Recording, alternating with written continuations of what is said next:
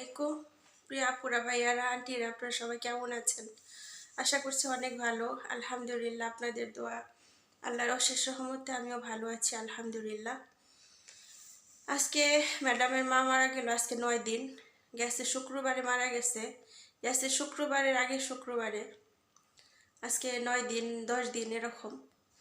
আসলে মৃত্যু এমন একটা জিনিস, যদি শোনা যায় যে কেউ মারা গেছে, আর বেশিরভাগ কাছের মানুষ, কাছের কেউ মারা গেছে, তখন মনটা একদমই ভাল লাগে না, আর খুব কষ্ট লাগে।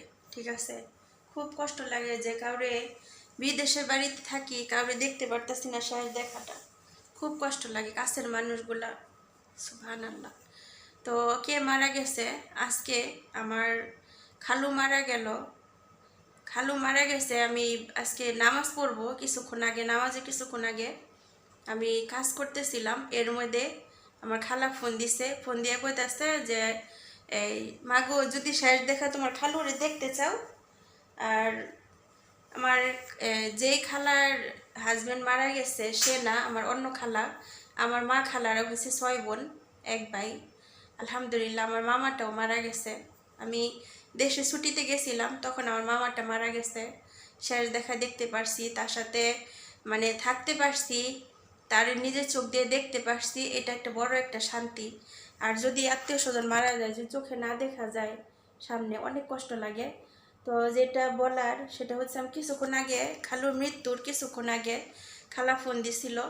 মানে ছটফট বলতে কোনো কিছু নাই, সুবহানাল্লাহ। সে মানে বাচ্চাদের মতো তাকায় রয়েছে। আমি দেখে বলতেছি যে, মনে মনে বলতেছি যে না, হয়তো বা আজকে কিছু হইব না, হয়তো এমনি বয়স হয়েছে তো, 2 মাস ধরে গড়ে পড়া। ঠিক আছে, হ্যাঁ এমন করতেছে। পরে মনে মনে ভাবতেছি না, কিছু হইব না। পরে কতক্ষণ দেখলাম, দেখা চোখের অনেক খারাপ লাগতেছিল, কান্নাকাটি করলাম। করার পর পরে খালারে বলতেছি, খালা আমাদের বাসায় তো মেহমান আইবো, তাহলে আমি পরে ফোন দিবনি।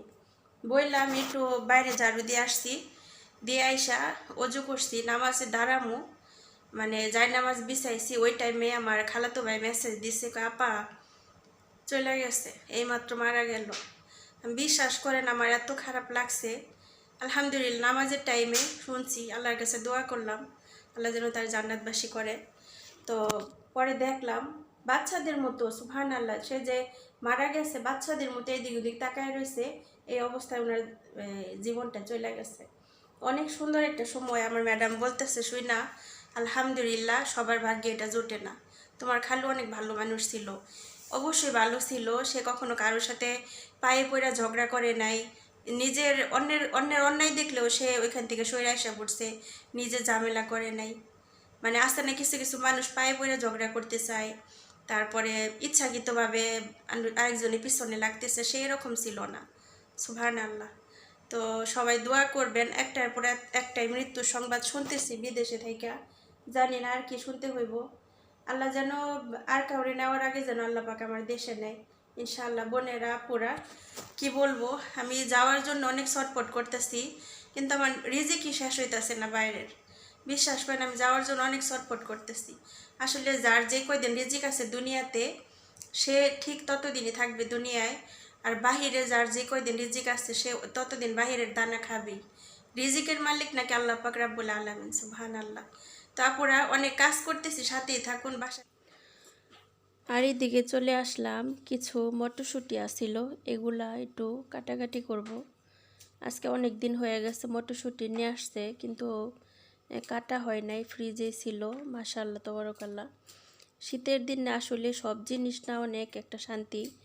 গরমের দিনে ফ্রিজে যদি সবজিও রাখি, এই পয়সা যায় তাড়াতাড়ি। মানে আর শীতের দিন একটা জিনিস খেয়াল করতেছি, এক হয়েছে শীত, আরেক হয়েছে মানে ফ্রিজে ঠান্ডা, সহজে কোনো কিছু নষ্ট হইতেছে না। মাশাআল্লাহ, তাবারাকাল্লাহ। এই এগুলো আনছে অনেক দিন হয়ে গেছে, প্রায় 10-15 দিন। এ পর্যন্ত আমি কোনো করি না। আর গরমের দিন আনলে কি হয়, মানে 2 থেকে 3 দিনের মধ্যেই না কেমন জানি হয়ে যায়। এটা একটু ডিফারেন্স বুঝলাম। মাশাআল্লাহ, তাবারাকাল্লাহ। আর এগুলো দেখেন, আসলেই এই ছুরি দিয়ে কাটাকাটি করতে কেমন জানি আমার কাছে কেমন একটা বিরক্ত বোধ করি। তার জন্য দেখেন কেচি দিয়ে কাটতেছিলাম। আসলে কেচি দিয়ে কাটলে অনেক সহজ হয় আর ভাল লাগে। মানে কেচি দিয়ে কাটতে গেলে কোনো সবজি যদি আপনি কাটতে যান, দেখা গেছে বিছানার উপরে বসেও আপনি কাটতে পারবেন, সোফার মধ্যে বসে রয়েছেন, বসে বসেও কাটতে পারলেন। সুবহানাল্লাহ। আলহামদুলিল্লাহ রব্বিল আলামিন। আসলে বিদেশের এত কাজকর্ম করি, কাজগুলো অনেক সহজভাবে করি, কারণ সব কিছু হাতের কাছে থাকে, কাজগুলো করতেও ভালো লাগে। সুবহানাল্লাহ। তো যাই হোক, এগুলি কেটে নিলাম, এখন ডিপের মধ্যে রেখে দিব পলির মধ্যে করে। আর এই দিকে চলে আসলাম, আজকে আমার জন্য একটু রান্না করব। ওনারা বাইরে চলে গেছে, তো এখন বাজে বিকেল 5টার সময়। রান্না করার কোনো প্ল্যান ছিল না, তারপর আমি বলতেছি একটু আমার জন্য রান্না করি। আর সকালবেলা ওদের জন্য ডিম সিদ্ধ করছিলাম, এগুলি খাওয়া হয় নাই, তো আমি ভাবলাম না ফালাই আমি আমার জন্য একটু ডিমটা বোনা করি। অনেক দিন পর ডিম বোনা করতেছি, মাশাআল্লাহ তাবারাকাল্লাহ। তো এদিকে ডিম বোনা করার জন্য আমি, সবাই কিন্তু ডিম বোনা করতে পারে।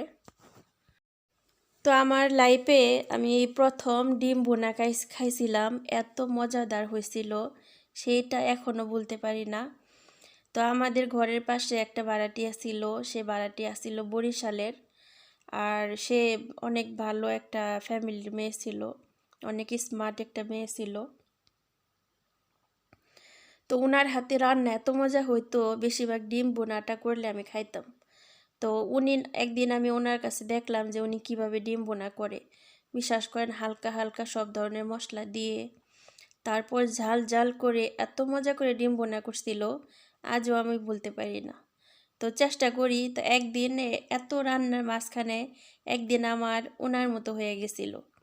তো এরপর থেকে আমি আর ডিম বোনা আর বলতেই পারি না, ওনার হাতের খেয়ে মাশাল্লাহ মাশাল্লাহ। আসলে কিছু কিছু মানুষের হাতে অনেক যশও আছে, আবার রসও আছে, সুবহানাল্লাহ। তো আমিও রান্না করি আলহামদুলিল্লাহ, আমাদের এখানে সবাই অনেক পছন্দ করে। আসলে বাঙালিরা বলতেই রান্নার পাগল। বাঙালিদের হাতে একটা জাদুই আছে অন্যরকম। আমরা যেভাবে রান্না করি না কেন, আমাদের খাবারগুলো ভালো লাগে, মজা হয় কেন? কারণ আমরা সব ধরনের মশলা দিয়ে মশলাটা ভালো করে কষায়া তারপর আমরা রান্না করি। আর এই দেশে যে ওনারা রান্না করে, ওনারা কোনো মতে, যে দেখতেছেন এখানে আমি পানি দিছি, এর মধ্যে তরকারি দিয়ে দেবো, এর মধ্যে লাড়াচাড়ি করবো, এর মধ্যেই জল দিয়ে দিব। তো দেখেন আমাদের রান্নাটা কি সুন্দর, আমি কিন্তু মশলাটা সুন্দর করে কষায়া তারপর আমি ডিমটা দিয়ে দিলাম, একদমই বুনা বুনা করব। তো মাশাআল্লাহ তাবারাকাল্লাহ। তো এই হচ্ছে আজকের পুরো ব্লগটা। আর এই ছিল আজকের আজকে মনটা অনেক খারাপ ছিল, তারপরেও বিদেশে থাকতে হবে, কাজ করতে হবে, বাঁচতেও হবে, খেয়ে দিয়ে তার জন্য একটু রান্না করলাম। আর সবার শেষে দিয়ে দিলাম হালকা একটু জিরার গুঁড়ো দিয়ে, তারপর কয়েক সেকেন্ড লাড়াচাড়া করে নামিয়ে ফেলবো। তো প্রিয় আপুরা ভাইয়ারা, আজকের ব্লগটা কেমন লাগলো অবশ্যই কমেন্টে জানাবেন। আজকের ব্লগে তেমন কিছুই শেয়ার করলাম না, আজকে মনটা একদম কেমন যেন খারাপ হয়ে গেছে। আস্তে আস্তে আত্মীয় স্বজন যারা ময় মুরব্বী আছে সবাইকেই কেমন সবাই চলে যেতেছে, কাউরে দেখার ভাগ্য হচ্ছে না। তো ইনশাআল্লাহ আমিও দেশে চলে যাব, ইনশাআল্লাহ দোয়া করবেন সবাই। তো ভিডিওটা এখানে শেষ করবো, সবাই ভালো থাকুন, সুস্থ থাকুন, আল্লাহ হাফেজ, আসসালামু আলাইকুম।